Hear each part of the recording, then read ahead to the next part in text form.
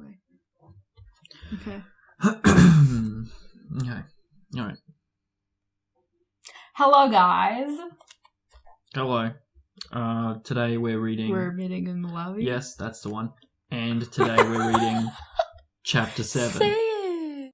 Hello, guys. That's good, yes. Hello. We're meeting in Molavi, and today we're reading Chapter 7, The Sorting Hat. Okay, anyway. Chapter 7. The door swung open at once. A tall, black-haired witch in emerald green robes stood there. She had a very stern face, and Harry's first thought was that this was not someone to cross. "The first years, Professor McGonagall," said Hagrid. "Thank you, Hagrid. I will take them from here."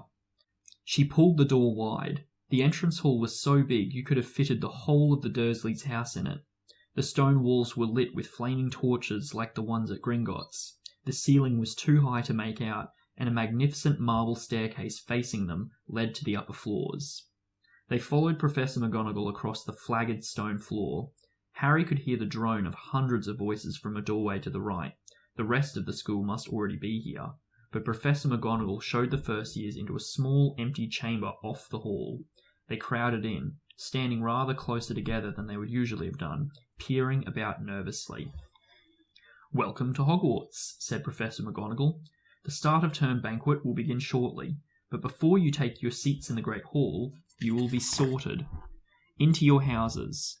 The sorting is a very important ceremony, because while you are here, your house will be something like your family within Hogwarts. You will have your classes with the rest of your house, sleep in your house dormitory, and spend free time in your house common room. The 4 houses are called Gryffindor, Hufflepuff, Ravenclaw, and Slytherin.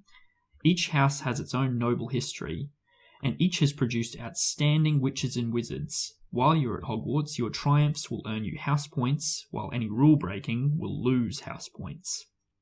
At the end of the year, the house with the most points is awarded the House Cup, a great honour. I hope each of you will be your credit to whichever house becomes yours. The sorting ceremony will take place in a few minutes in front of the rest of the school. I suggest you will smarten yourselves up as much as you can while you are waiting." Her eyes lingered for a moment on Neville's cloak, which was fastened under his left ear, and on Ron's smudged nose. Harry nervously tried to flatten his hair. "I shall return when we are ready for you," said Professor McGonagall. "Please wait quietly." She left the chamber. Harry swallowed. "How exactly do they sort us into houses?" he asked Ron. "Some sort of test, I think. Fred said it hurts a lot, but I think he was joking." Harry's heart gave a horrible jolt. A test? In front of the whole school? But he didn't know any magic yet. What on earth would he have to do? He hadn't expected something like this the moment they arrived. He looked around anxiously and saw that everyone else looked terrified too. No one was talking much except Hermione Granger, who was whispering very fast about all the spells she'd learned and wondering which one she'd need. Harry tried hard not to listen to her. He'd never been more nervous, never. Not even when he'd had to take a school report home to the Dursleys saying that he'd somehow turned his teacher's wig blue. He'd kept his eyes fixed on the door. Any second now, Professor McGonagall would come back and lead him to his doom. Then something happened which made him jump about a foot in the air. Several people behind him screamed. "What the?" he gasped. So did the people around him. About 20 ghosts had just streamed through the back wall, pearly white and slightly transparent. They glided across the room, talking to each other and hardly glancing at the first years. They seemed to be arguing. What looked like a fat little monk was saying, "Forgive and forget. I say we ought to give him a second chance. My dear Friar, haven't we given Peeves all the chances he deserves? He gives us all a bad name, and you know. He's not really even a ghost. I say, what are you all going to do here?" A ghost wearing a ruff and tights had suddenly noticed the first years. Nobody answered. "New students," said the fat friar, smiling around at them. "About to be sorted, I suppose." A few people nodded mutely. "Hope to see you in Pufflepuff," said the friar. "My old house, you know." "Move along now," said a sharp voice. "The sorting ceremony's about to start." Professor McGonagall had returned. One by one, the ghosts floated away through the opposite wall. "Now, form a line," Professor McGonagall told the first years, "and follow me." Feeling oddly as though his legs had turned to lead, Harry got into line behind a boy with sandy hair, with Ron behind him, and they walked out of the chamber, back across the hall and through a pair of double doors into the great hall. Who's sandy hair? Is it... Probably Seamus, maybe? We'll find out in a sec. I'm pretty sure they'll tell us. Draco Malfoy? No, I think it's Seamus. Okay. Harry had never even imagined such a strange and splendid place. It was lit by thousands and thousands of candles which were floating in mid-air over 4 long tables, where the rest of the students were sitting. These tables were laid with glittering golden plates and goblets. At the top of the hall was another long table where the teachers were sitting. Professor McGonagall led the first years up here, so that they came to a halt in a line facing the other students, with the teachers behind them. The hundreds of faces staring at them looked like pale lanterns in the flickering candlelight. Dotted here and there amongst the students, the ghosts shone misty silver. Mainly to avoid all the staring eyes, Harry looked upwards and saw a velvety black ceiling dotted with stars. He heard Hermione whisper, "It's bewitched to look like the sky outside. I read about it in Hogwarts, a history." It was hard to believe there was a ceiling there at all, and that the Great Hall didn't simply open onto the heavens. Harry quickly looked down again as Professor McGonagall silently placed a 4-legged stool in front of the first years. On top of the stool, she put a pointed wizard's hat. This hat was patched and frayed and extremely dirty. Aunt Petunia wouldn't have let it into the house. Maybe they had to try and get a rabbit out of it. Harry thought wildly. That seemed the sort of thing, noticing that everyone in the hall was now staring at the hat. He stared at it too. For a few seconds there was complete silence, and then the hat twitched. A rip near the brim opened wide like a mouth, and the hat began to sing. Oh lordy, I'm going to have to sing, aren't I? Yes! I'm not going to sing. Please sing. You want to read it? No, you sing. No, I'm just going to read it merrily. Pretty, please sing. No. Please sing. I don't think I have that in me. Do you know the rhythm of it? I don't know the rhythm. Yeah, that's the point, is that like they didn't have it in the movies, so I'll never know. I'm very disappointed in you. I'm sorry. Oh, you may not think I'm pretty, but don't judge on what you see. I'll eat myself if you can find a smarter hat than me. I'll just read it like it's a poem. Yeah, that's good. You can keep your bowlers black, your top hat sleek and tall, for I'm the Hogwarts sorting hat, and I can cap them all. There's nothing hidden in your head the sorting hat can't see, so try me on, and I will tell you where you ought to be. It's very, Dr. Seuss, actually. You might belong in Gryffindor, where dwell the brave at heart. Their daring nerve and chivalry set Gryffindors apart. You might belong in Hufflepuff, where they are just and loyal. Those patient Hufflepuffs are true and unafraid of toil. Or yet in wise old Ravenclaw, if you've a ready mind, where those of wit and learning will always find their kind. Or, perhaps in Slytherin you'll make your real friends. Those cunning folks use any means to achieve their ends. So put me on, don't be afraid, and don't get in a flap. You're in safe hands, though I have none, for I am a thinking cap. That was nice. I liked it. Yeah, there we go. You wait till we get the Hogwarts school song. That's also in here. Oh my God, it's awful. The whole hall burst into applause as the hat finished its song. It bowed to each of the 4 tables, and it became quite still again. So we've just got to try on the hat, Ron whispered to Harry. Oh, kill Fred. He was going on about wrestling a troll. Harry smiled weakly. Yes, trying on the hat was a lot better than having to do a spell, but he did wish they could have tried it on without everyone watching. The hat seemed to be asking rather a lot. Harry didn't feel brave or quick-witted, or any of it, at the moment. If only the hat had mentioned a house for people who felt just a bit queasy. That would have been the one for him. Professor McGonagall now stepped forward, holding a long roll of parchment. When I call your name, you will put on the hat and sit on the stool to be sorted, she said. Abbott Hannah. A pink-faced girl with blonde pigtails stumbled out of line, put on the hat, which fell right down over her eyes, and sat down. A moment's pause. Hufflepuff! Shouted the hat. The table on the right cheered and clapped as Hannah went to sit down at the Hufflepuff table. Harry saw the ghost of the fat friar waving merrily at her. Bones, Susan? "Hufflepuff!" shouted the Hat again, and Susan scuttled off to sit next to Hannah. "Boot, Terry?" "Ravenclaw!" The table second from the left clapped. This time, several Ravenclaws stood up to shake hands with Terry as he joined them. "Brocklehurst Mandy" went to Ravenclaw. "Brown Lavender" became the first Gryffindor, and the table on the far left exploded with cheers. Harry could see Ron's twin brothers catcalling. "Bulstrode Millicent" then became a Slytherin. Perhaps it was Harry's imagination, after all, but he'd heard about Slytherin, but he had thought they all looked a bit unpleasant. He was starting to feel definitely sick now. He remembered being picked for teams during sports lessons at his old school.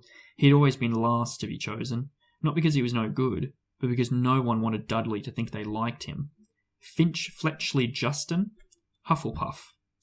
Sometimes, Harry noticed, the Hat shouted out the house at once, but at others it took a little while to decide. Finnegan Seamus, the sandy-haired boy next to Harry, there you go, it was Seamus, sat on the stool for almost a whole minute before the Hat declared him a Gryffindor. Granger Hermione? Hermione once ran to the stool and jammed the Hat eagerly on her head. "Gryffindor!" shouted the Hat.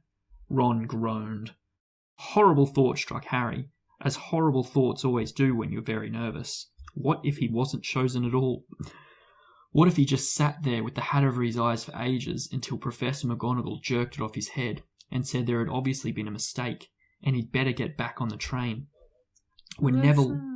Yeah, you're not actually with him. See you later. Goodbye. When Neville Longbottom, the boy who kept losing his toad, was called, he fell over on his way to the stool. The Hat took a long time to decide with Neville. When it finally shouted, "Gryffindor!"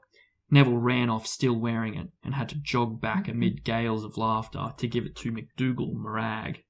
Malfoy swaggered forward when his name was called and got his wish at once. The Hat had barely touched his head when it screamed, "Slytherin!" Malfoy went to join his friends Crabbe and Goyle, looking pleased with himself. There weren't many people left now. Moon, Knott, Parkinson, then a pair of twin girls, Patil and Patil, then Perks, Sally Ann, and then at last, Potter, Harry. As Harry stepped forward, whispers suddenly broke out like little hissing fires all over the hall. Potter, did she say? The Potter? The Harry Potter? The last thing Harry saw before the Hat dropped over his eyes was the hall full of people craning to get a good look at him. Next second, he was looking at the black inside of the Hat. He waited. Said a small voice in his ear. Difficult. Very difficult. Plenty of courage, I see. Not a bad mind either. There's talent. Oh my goodness, yes. And a thirst. And a nice thirst to prove yourself. Now that's interesting. So, where shall I put you? Harry gripped the edges of the stool and thought, Not Slytherin. Not Slytherin. Not Slytherin, eh? Said the small voice. Are you sure? You could be great, you know. It's all here in your head, and Slytherin will help you on the way to greatness, no doubt about that. No? Well, if you're sure, better be... Gryffindor! Harry heard the Hat shout the last word to the whole hall.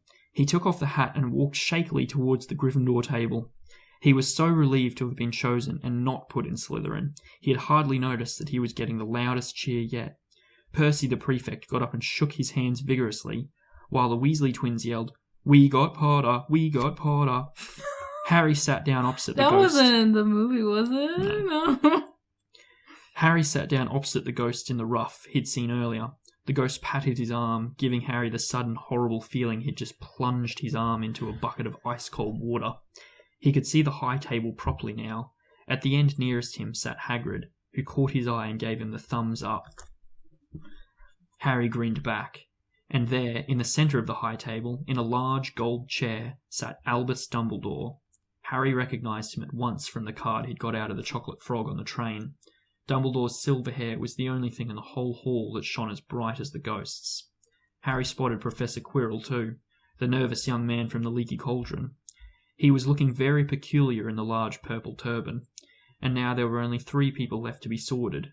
Turpin, Lisa, became a Ravenclaw, and then it was Ron's turn. He was pale green by now. Harry crossed his fingers under the table and a second later the hat had shouted,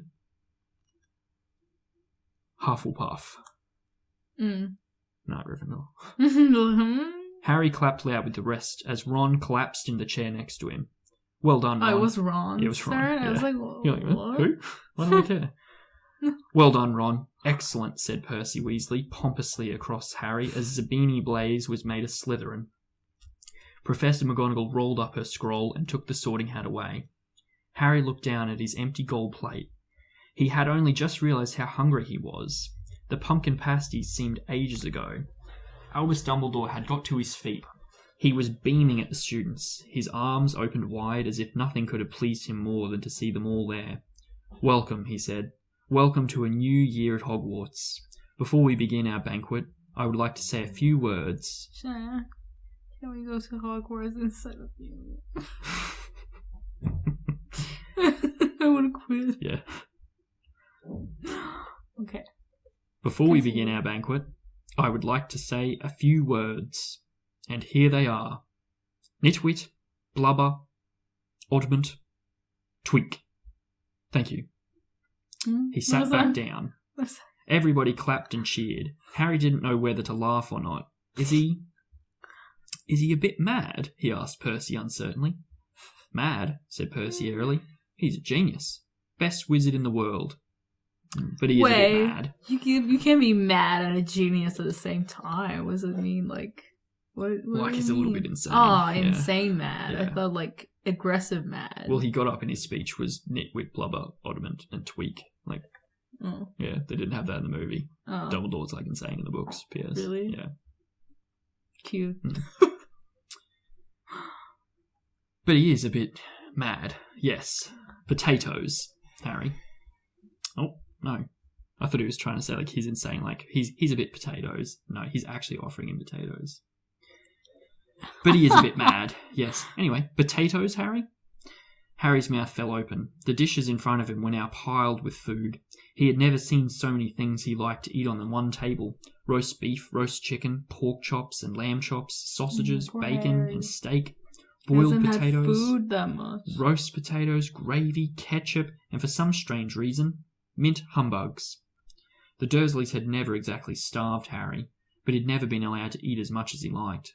Dudley had always taken anything that Harry really wanted, even if it made him sick. Harry piled his plate with a bit of everything except the humbugs and began to eat.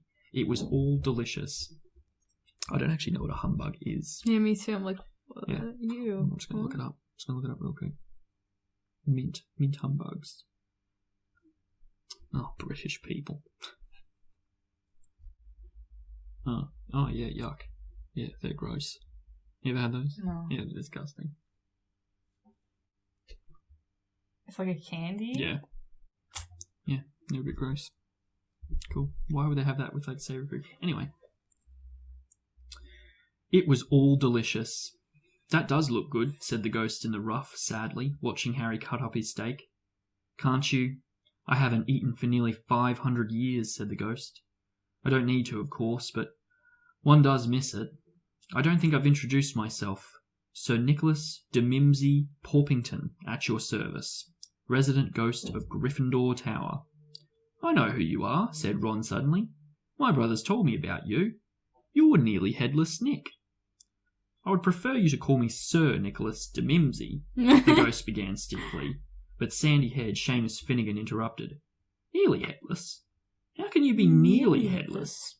Sir Nicholas looked extremely miffed, as if their little chat wasn't going at all the way he wanted. Ah, like this, he said irritably. He seized his left ear and pulled. His whole head swung off his neck and fell onto his shoulders as if it were on a hinge. Someone had obviously tried to behead him, but not done it properly. Looking pleased at the stunned looks on their faces, Nearly Headless Nick flipped his head back onto his neck, coughed and said, So, you Gryffindors, I hope you're going to help us win the House Championship this year. Gryffindor have never gone so long without winning. Slytherin have got the cup 6 years in a row. The bloody Baron's becoming almost unbearable. He's the Slytherin's ghost. Harry looked over at the Slytherin table and saw a horrible ghost sitting there, with blank staring eyes, a gaunt face and robes stained with silver blood. He was right next to Malfoy, who Harry was pleased to see didn't look too pleased with the seating arrangements. "How did he get covered in blood?" asked Seamus with great interest. "I've never asked," said Nearly Headless Nick delicately. When everyone had eaten as much as they could, the remains of the food faded from the plates, leaving them sparkling clean as before. A moment later the puddings appeared, blocks of ice cream in every flavour you could think of. Apple pies, treacle tarts, chocolate eclairs and jam donuts, trifles, strawberries, jelly, rice pudding. As Harry helped himself to a treacle tart, the talk turned to their families. "I'm half and half," said Seamus. "Me dad's a muggle. Mum didn't tell him she was a witch till after they were married. Bit of a nasty shock for him." "What about you, Neville?" said Ron. "Well, my gran brought me up, and she's a witch," said Neville. "But the family thought I was a muggle for ages. My great-uncle Algie kept trying to catch me off my guard and throw some magic out of me. He pushed me off the end of Blackpool Pier once. I nearly drowned, but nothing happened until I was 8. Great-uncle Algie came round for tea, and he was hanging me out of an upstairs window by the ankles, when my great-auntie Enid offered him a meringue, and he accidentally let go." What? Let him go for a meringue. "But I bounced all the way down the garden and into the road. They were all really pleased. Gran was crying, she was so happy, and you should have seen their faces when I got in here." I think they forced him out of him. Like, they were like, show the magic. I mean, he bounced onto the road too. What if he just got hit by a car? "They thought I might not be magic enough to come. You see, great-uncle Algie was so pleased, he brought me my toad." On Harry's other side, Percy, Weasley and Hermione were talking about lessons. "I do hope they start straight away. There's so much to learn. I'm particularly interested in transfiguration. You know, turning something into something else. Of course, it's supposed to be very difficult. You'll be starting small, just matches and needles and that sort of thing." Harry was starting to feel warm and sleepy. Looking up at the high table again, Hagrid was drinking deeply from his goblet. Professor McGonagall was talking to Professor Dumbledore. Professor Quirrell, in his absurd turban, was talking to a teacher with greasy black hair, a hooked nose, and sallow skin. It happened very suddenly. The hooked-nosed teacher looked past Quirrell's turban, straight into Harry's eyes, and a sharp, hot pain shot across the scar on Harry's forehead. "Ouch!" Harry clapped a hand to his head. "What is it?" asked Percy. Nothing." The pain had gone as quickly as it had come. Harder to shake off was the feeling Harry had got from the teacher's look. A feeling that he didn't like Harry at all. "Who's that teacher talking to Professor Quirrell?" he asked Percy. "Oh, you know Quirrell already, do you? No wonder he's looking so nervous. That's Professor Snape. He teaches potions, but he doesn't want to. Everyone knows he's after Quirrell's job. Knows an awful lot about the dark arts, Snape." Harry watched Snape for a while, but Snape didn't look at him again. At last, the puddings too disappeared, and Professor Dumbledore got to his feet again. The hall fell silent. "Ahem! Just a few more words now we are all fed and watered. I have a few start-of-term notices to give you. First years should note that the forest in the grounds is forbidden to all pupils, and a few of our older students would do well to remember that as well." Dumbledore's twinkling eyes flashed in the direction of the Weasley twins. "I have also been asked by Mr. Filch, the caretaker, to remind you all that no magic should be used between classes in the corridors. Quidditch trials will be held in the second week of term. Anyone interested in playing for their house teams should contact Madam Hooch. And finally, I must tell you that this year, the third-floor corridor on the right-hand side is out of bounds to everyone who does not wish to die a very painful death." Harry laughed, but he was one of the few who did. "He's not serious," he muttered to Percy. "Must be," said Percy, frowning at Dumbledore. "It's odd, because usually he gives us a reason why we're not allowed to go somewhere. The forest is full of dangerous beasts. Everyone knows that. I do think he might have told us prefects at least.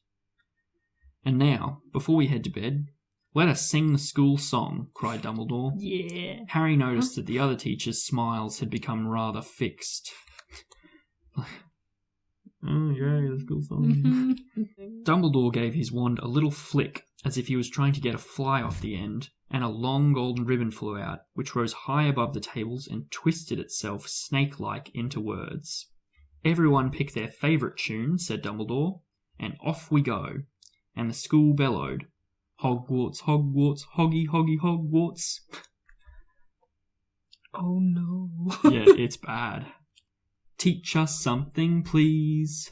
Whether we be old and bald or young with... I don't even know what tune it's in. That's the whole point. I'll keep going.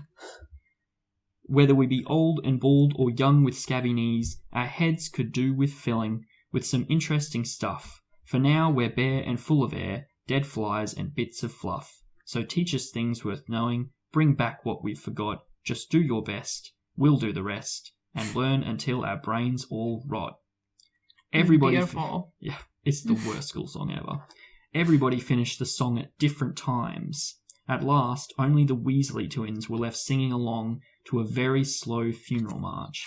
Yeah, so basically just everybody pick your favourite tune and you just say those words to the tune of that song. Oh no. Yeah, you could like That's do so it bad. to Beyonce's Single Ladies, you know?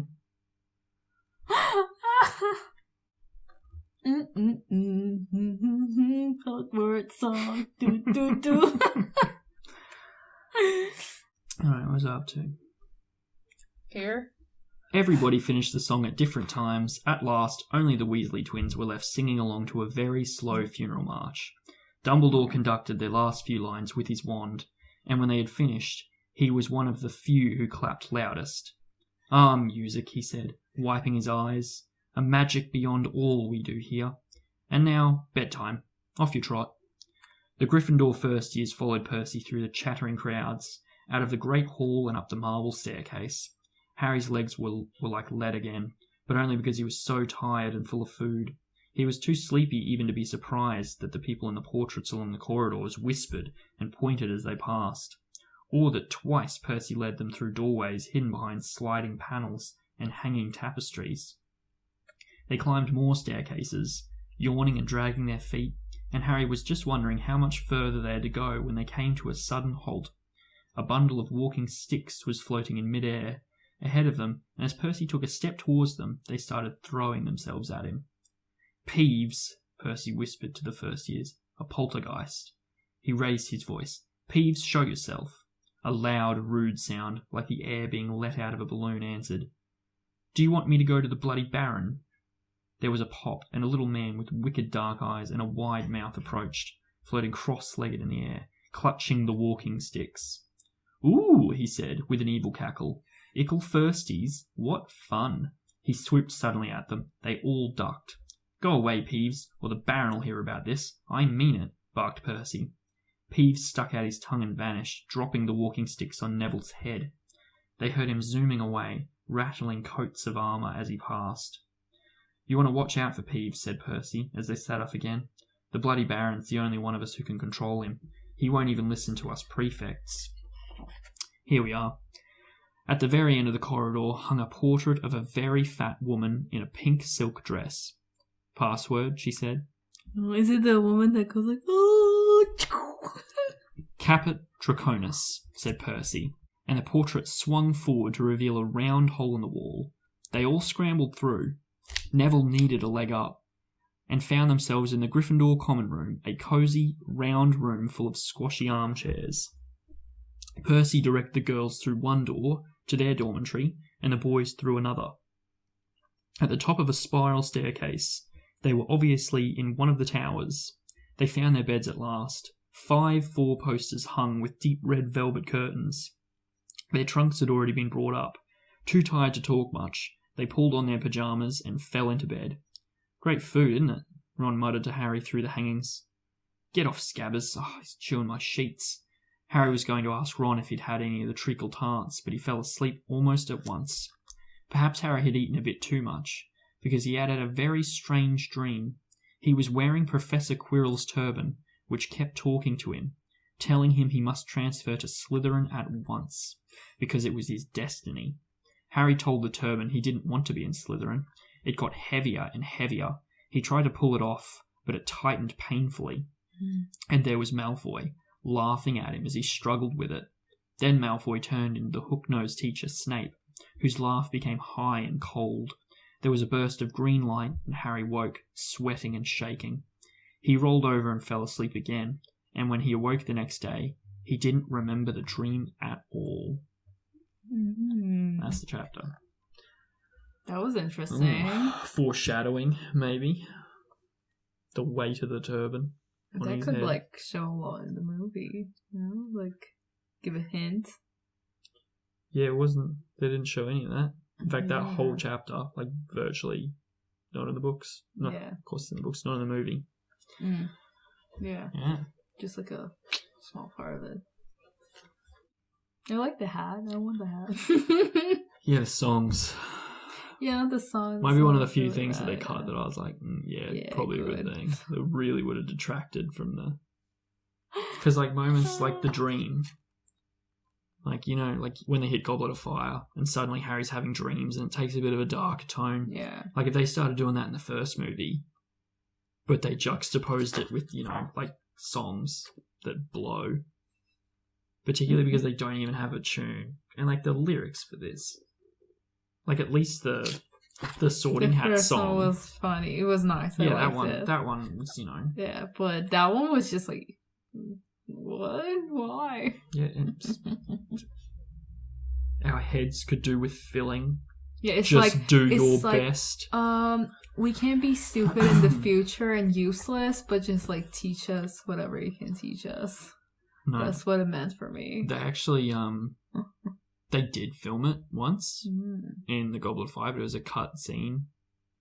Good. And it did have a tune, but it was, you know how I sung the first bit, like, Hogwarts, Hogwarts, Hoggy, Hoggy, Hogwarts? Yeah, like, that's actually, and then they cut, because it's, like, in the background.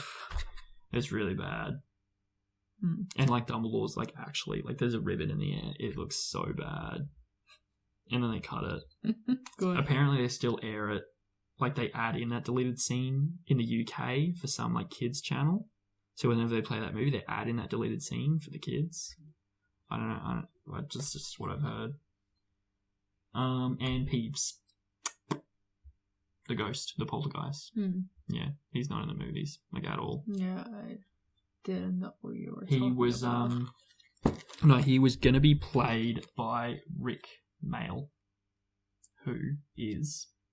the guy from The Young Ones. Oh, I'm bad with names, yes. Sorry. Yeah. Sure.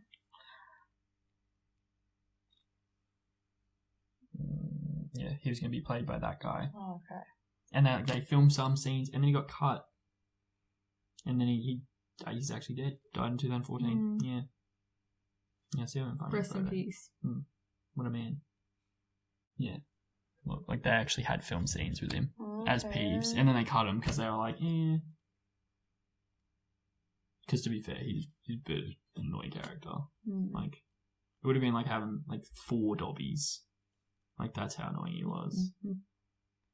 Yeah, he would have been good for that. Yeah. What else? Neville was abused when he was a kid. Yeah, there's a lot more Neville in the books, by the way. Like, a lot more explanation of his parents and that's his good because like. It is a lot in the movies as well, but like with no background. They never really hint that he also could have been the chosen one. Him and Harry were like born on the same day. Really? And you know how the prophecy like talks about like the guy born on this day, you know, can take down Voldemort, blah blah blah. Yeah.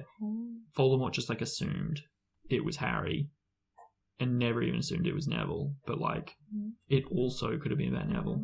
We'll get to that later, but it's the whole thing. Okay, cool. But yeah, you would never see it in the movies, it's only in the books. The next chapter is chapter 8, The Potions Master.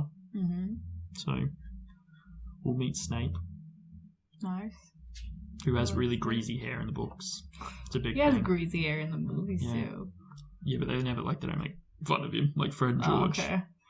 Are like, oh, you'd need, 50 litres of shampoo to get that clean. Like, they're just constantly joking about how greasy he is.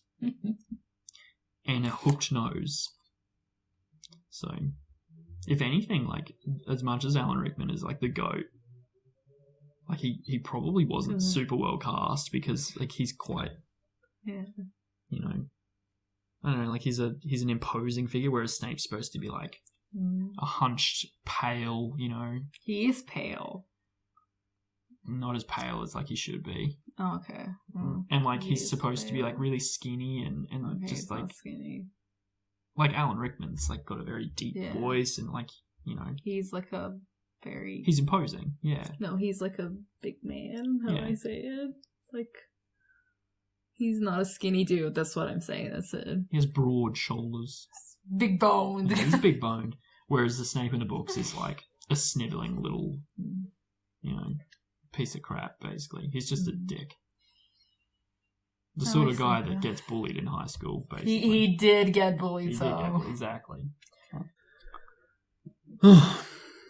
Okay. Okay. Now you can do your goodbye. Goodbye, guys. See ya.